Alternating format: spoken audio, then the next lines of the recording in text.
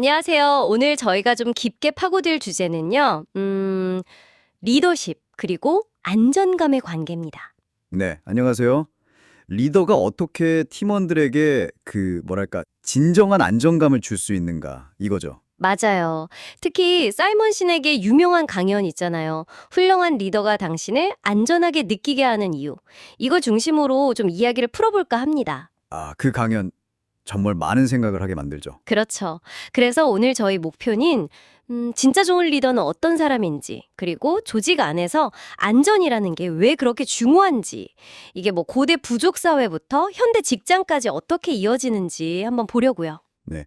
그리고 그게 또 신뢰나 협력하고는 어떻게 연결되는지 이걸 좀 파헤쳐보는 거죠. 맞습니다. 흥미로운 사례들도 많으니까 그걸 통해서 좀 더 깊이 있게, 생생하게 느껴보도록 하죠. 자, 그럼 바로 시작해 볼까요? 좋습니다. 먼저 아주 강렬한 이야기부터 시작해야 될 것 같아요. 그 2009년 아프가니스탄의 윌리엄 스웬슨 대위 이야기요. 네. 저도 그 이야기 정말 인상 깊게 봤습니다. 매복 공격을 받은 상황이었잖아요. 근데 이분이 총알에 막 빗발치는데 거길 뛰어들어서 부상병 구하고 또 전사자들 수습하고 네, 맞아요. 보통 용기가 아니죠. 특히 그 장면, 부상병을 헬기에 태우고 나서 다시 전장으로 돌아가기 직전에 그 병사 이마에 키스를 해주는 장면이 있었어요. 그 장면은 정말 많은 걸 생각하게 하죠. 대체 뭐가, 어떤 힘이 이런 정말 자기 목숨을 돌보지 않는 행동을 가능하게 했을까요? 이게 궁금하더라고요. 바로 그 지점입니다. 신에게 파고드는 핵심이요. 스웬슨 대위의 행동은 물론 개인의 용기도 대단하지만 단순히 그것 때문만은 아니라는 거예요. 개인의 영웅심 이상이다. 네, 그보다는 리더가 만들어 놓은 환경, 그게 중요하다는 거죠. 그러니까 자신이 속한 그 집단 안에서 굉장히 깊은 소속감, 그리고 무엇보다 안전하다는 느낌을 받을 때, 안전함. 네, 그럴 때 비로소 그런 자기 희생적인 행동도 나올 수 있다는 해석입니다. 이게 그냥 타고난 성향이라기보다는 만들어진 환경의 결과라는 거죠. 환경이 그렇게 중요하다는 거군요. 그렇죠. 신에게 그래서 군대랑 비즈니스 세계를 또 흥미롭게 비교하잖아요. 맞아요. 그 비교도 나왔었죠. 군대에서는 다른 사람을 위해서 희생하는 게 최고의 명예인데 어떤 비즈니스 환경에서는 정반대라는 거죠. 오히려 남을 희생시켜야 내가 보너스를 받는 그런 아이러니가 있다는 지적이에요. 와, 정말 극명한 대조네요. 가치관 자체가 다른 거군요. 네, 근본적인 가치관의 차이죠. 그럼 그 안전한 환경이라는 게 구체적으로 뭘까요? 신획은 그 기원을 어디서 찾나요? 그냥 리더가 착해서는 아닐 것 같은데요? 네, 맞아요. 신액은 이걸 우리 인류의 진화 과정하고 연결해서 설명합니다. 아주 오래전, 그러니까 수만 년 전 우리 조상들을 생각해 보면요. 네. 당시에는 뭐 지금처럼 안전한 환경이 아니었잖아요. 사나운 맹수라든가 예측 불가능한 날씨 같은 이런 외부의 위협들이 항상 있었죠. 그렇죠. 통제할 수 없는 위협들. 네. 이런 위협 속에서 살아남기 위한 생존 전략이 뭐였을까? 바로 뭉치는 것이었다는 겁니다. 서로를 보호하는 일종의 안전의 고리, 서클 오브 세이프티를 만드는 거죠. 안전의 고리, Circle of Safety. 네. 이 고리 안에서는 적어도 서로에게서는 위협을 느끼지 않도록 하는 거예요. 이렇게 내부적으로 안전하다고 느낄 때 비로소 뭐가 생겨날까요? 신뢰, 협력, 이런 거요. 정확합니다. 신뢰와 협력이 자연스럽게 싹 트는 거죠. 그래야만 똘똘 뭉쳐서 외부의 그 큰 위협에 함께 맞설 수 있었으니까요. 어떻게 보면 생존을 위한 본능적인 메커니즘이었던 셈이에요. 와, 되게 흥미로운 관점이네요. 생존 본능과 연결된다는 게. 그럼 그 원리가 현대 조직에도 그대로 적용된다는 말씀이시죠? 네, 그렇습니다.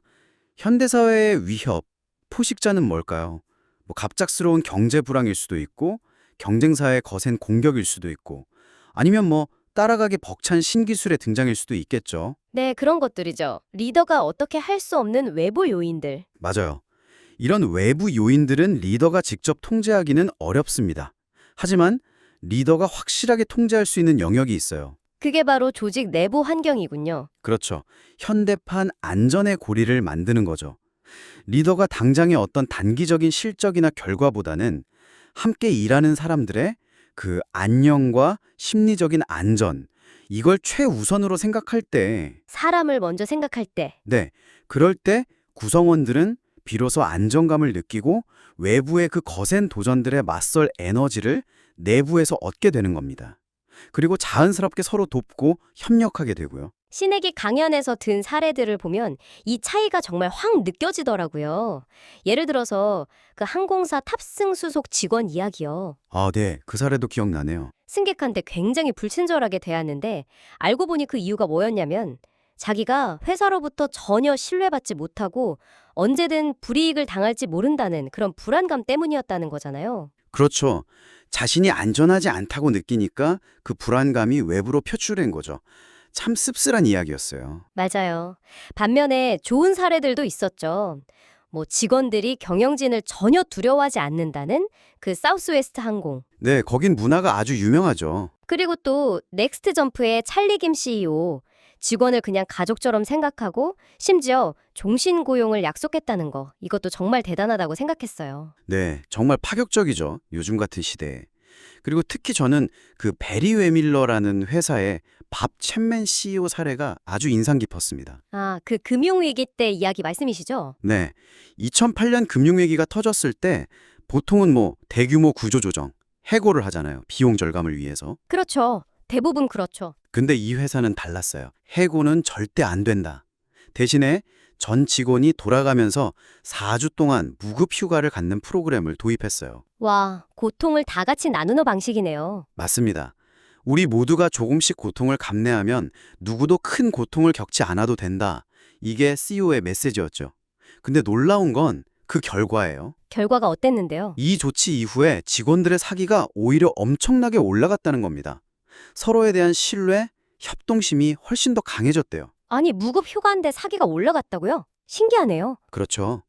단기적인 금전적 손실은 있었지만 회사가 우리를 지켜주는구나, 우리는 버려지지 않는구나 하는 그 강한 유대감과 안정감이 생긴 거죠.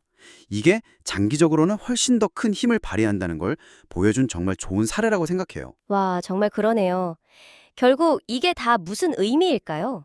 이런 사례들이 보여주는 핵심은 뭘까요? 결국 신에게 계속 강조하는 거, 리더십은 단순히 높은 자리에 앉는 게 아니라는 거죠.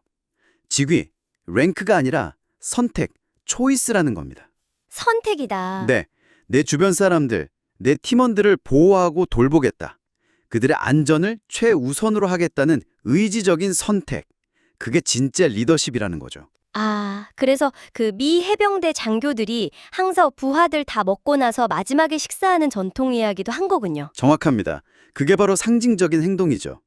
리더는 자신의 편안함이나 이익을 기꺼이 희생해서라도 구성원들이 먼저 안전하고 보호받고 있다고 느끼게 만들어야 한다는 강력한 메시지인 거예요. 리더의 희생이 구성원들에게는 안전하다는 신호가 되는 거네요. 그렇죠.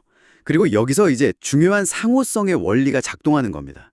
리더가 먼저 이렇게 희생하고 우리를 지켜준다는 모습을 보여주면 구성원들은 어떻게 반응할까요? 당연히 고마워하고 리더를 더 신뢰하겠죠. 네, 신뢰가 쌓이고 자연스럽게 협력하게 됩니다. 근데 거기서 끝이지 않아요. 더 나아가서 그 리더와 조직 전체의 비전을 위해서라면 자신의 시간과 노력, 신에게 표현을 빌리자면 피, 땀, 눈물까지도 기꺼이 바치게 된다는 거죠. 와, 자발적인 헌신이군요. 맞아요. 그래서 스웬슨 대위 같은 영웅적인 행동도 나올 수 있는 거고요. 왜 그렇게까지 하냐? 목숨까지 걸면서 동료를 구하냐고 물었을 때 나오는 그 대답 기억나세요? 아, 그들도 저를 위해 똑같이 했을 것이기 때문입니다. 이거였죠. 네, 바로 그거예요. Because they would have done it for me. 이게 그냥 하는 말이 아니라 조직 내에 깊이 뿌리내린 신뢰와 안전감의 결과라는 거죠. 이게 바로 강한 조직, 위대한 리더십의 비밀인 셈입니다. 와, 정말 깊이 생각해볼 문제네요. 들어보니까 진정한 리더십이라는 건 결국 뭐랄까 구성원들이 서로를 믿고 안심하고 협력할 수 있도록 든든한 안전한 울타리, 안전의 고리를 만들어주는 능력이군요. 맞습니다. 이게 그냥 뭐 리더가 좋은 사람이 되는 차원을 넘어서서 조직의 생존과 번영에 직결되는 정말 핵심적인 요소라는 생각이 듭니다. 네, 전적으로 동감합니다. 이건 그냥 있으면 좋은 것이 아니라 필수적인 거예요. 생존과 성공을 위해서요. 자, 오늘 정말 많은 이야기를 나눴는데요. 그럼 마지막으로 이걸 듣고 계신 분들께 어떤 점을 좀 생각해보면 좋을지 한 말씀 해주시겠어요? 네. 오늘 저희는 주로 신에게 관점, 그러니까 안전한 환경을 만드는 리더의 역할에 초점을 맞춰 이야기했잖아요. 그렇죠. 근데 여기서 한 걸음 더 나아가서 리더십이 선택이라는 신에게 말을 다시 한번 생각해 보셨으면 좋겠습니다. 당신의 공식적인 직책이나 역할이 무엇이든 상관없이요. 아, 내가 리더가 아니더라도. 네. 당신이 팀의 리더이든 아니면 팀원이든 혹은 어떤 공동체에 속해 있던 간에요. 당신 자신은 주변 사람들이 좀 더 안전하다고 느끼게 만들기 위해서 이 안전의 고리를 만드는데 어떻게 기여할 수 있을까? 이걸 한번 고민해 보시면 어떨까 싶어요. 와, 정말 좋은 질문이네요. 리더십이 꼭 공식적인 권한을 가진 사람만의 몫은 아니라는 거군요. 그렇죠. 아주 작은 행동 하나하나가 모여서 동료에게 혹은 내가 속한 그룹 전체에 긍정적인 영향을 주고 결국 더 안전하고 신뢰 넘치는 환경을 만드는 데 기여할 수 있다는 점. 이걸 꼭 기억해 주시면 좋겠습니다. 네, 오늘 정말 좋은 말씀 감사합니다. 리더십과 안전에 대해 다시 한번 깊이 생각해 보는 시간이었습니다.